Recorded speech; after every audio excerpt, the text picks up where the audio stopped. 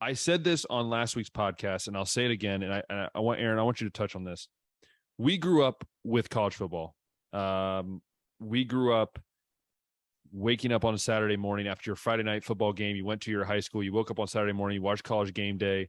Then you sat down. You watched a bunch of games, like Aaron did yesterday on Saturday. Yes, we are going to. I am scared, Aaron, that we are losing what college football is, and it's becoming the NFL. And we all know how many people hate the NFL now. My fear is that we will never really truly get back what college football was for many of us. The reason we fell in love with the game, the reason why I really met some of my best friends was because of football.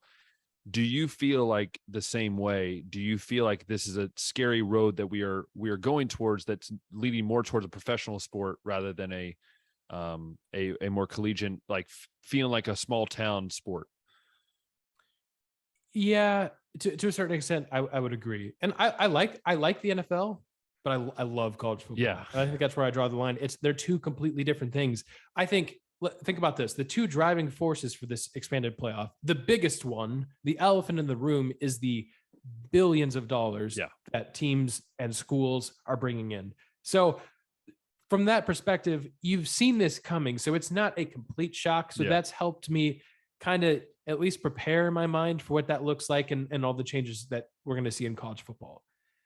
But the second aspect of this is, I think a majority of, well, let me put it this way, and I can't remember where I heard this from, so I would give credit if I could, but it's not all expansionists are casuals, but all casual fans are expansionists, meaning that if you're a casual fan of college football, there's a likely chance that you're more familiar with the NFL system of, 12 teams getting in the playoffs or 14 or whatever it is now.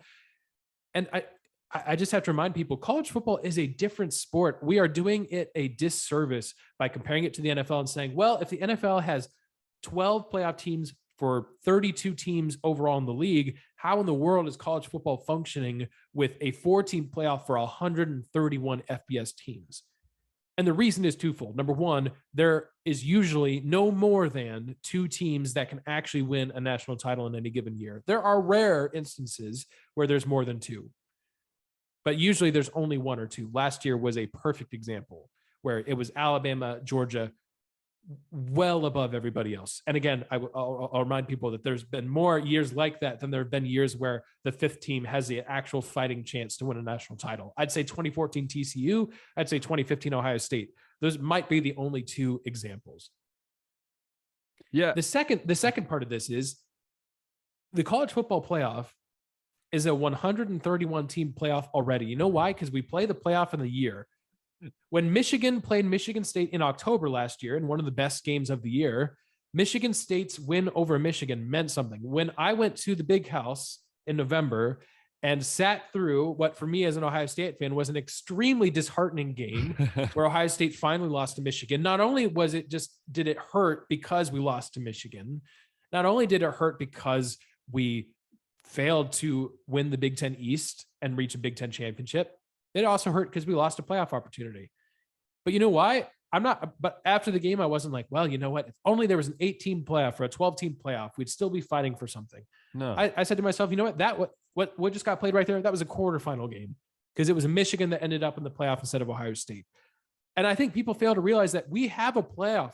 It's already there. It's just built in the regular season. Is it fair? No. Again, I go back to the fact that college football isn't fair, but some of the chaos and just ridiculous things that happen are because college football is not fair. Cincinnati reaching the playoff, going undefeated, and finally reaching the playoff. Why was that such a good story? Because they went undefeated the prior season and didn't get in. They had to go to the Peach Bowl and compete very well against the Georgia team that obviously won the national championship the year after, and that was their ticket. Their ticket was they had to go undefeated 2 seasons in a row. Is that fair? No, but did it make for a better storyline and did it make college football better? I'd argue yes.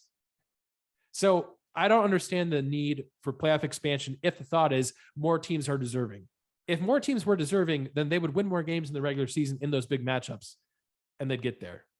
You're going to see less diversity of championship winners in an expanded playoff in a system where, by the way, Alabama, Ohio State, Oklahoma, Notre Dame, Georgia, get there every single season. And they're already the better equipped teams to win the championship. And they will without fail, now that even in the one random year where Alabama doesn't make it in the playoff, because they've made it in all the others so far, they're in it in a 12-team system. So I think you're doing yourself a disservice. And I said this on our podcast and I ranted there. So I'll cut it here. But I think in 10 years, to really answer your question, I do think in 10 years, we're going to look back and say, I wonder if we really needed this 12-team system. And the answer will be, no, we didn't.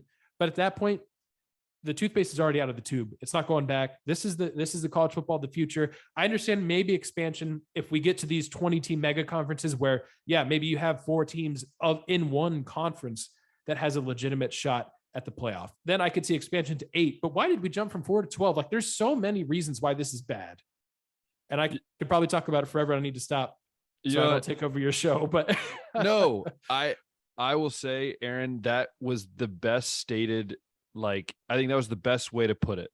And I couldn't say it any better myself. I've had Josh and I have said the same thing over and over again. We've said very similar things to you. We said, this has become about money, and I get it. You want to pay players. That's fine. They deserve that. We've had this conversation. But at the same time, that doesn't mean you take away the basis of what the game is. You don't change what that is just to make you more money. That's a whole nother story for another day.